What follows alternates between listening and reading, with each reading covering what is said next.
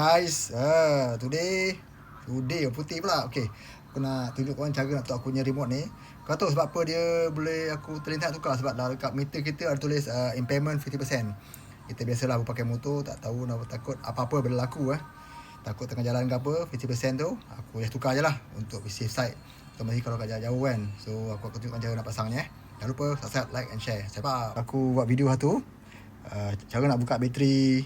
Pada yang nak tahu tak apalah, pada yang baru-baru beli tu, yang pakai bawa BM, cara nak buka bateri dia punya remote aku tunjukkan cara yang mudah mudah lah, simple je sebenarnya. So aku tunjukkan sebentar let's go. Mula sekali aku pakai casing ni, so aku dah buka-buka semua. So dia akan jadi macam ni lah. So cara mudah dia macam ni lah, macam ni je, macam ni, tekan macam ni, dia macam ni kan. Aku mula pun cuak kan nak buka ni, macam dia macam ketat.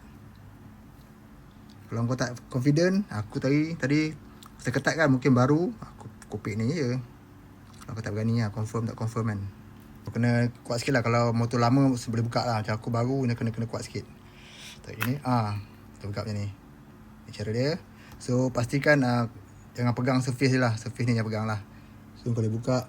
Dia bateri dia pakai jenama ni. Tapi seloknya pakai lah bateri macam aku dah beli ni yang power sikit lah. Macam aku pakai Energizer lah. Sebab aku tukar bila kau tengok dekat remote, dekat kau punya motor, dia akan tulis 50%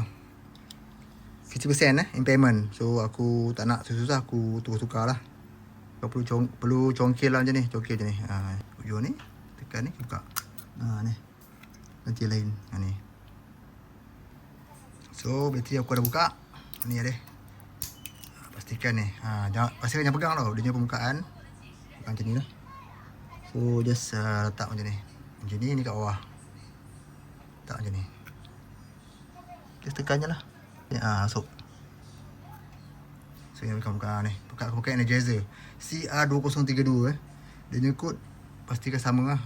Pun CR2032 Panasonic. So kau tutup balik lah jadi. Settle. So aku test luar dekat motor aku jap. Okey tak? So siap lah. Aku dah test motor tadi. Keadaan semua baik, impairment tu tak keluar 50%. Sekarang okey, ini condition dia. So jangan lupa subscribe, like and share. Safe up.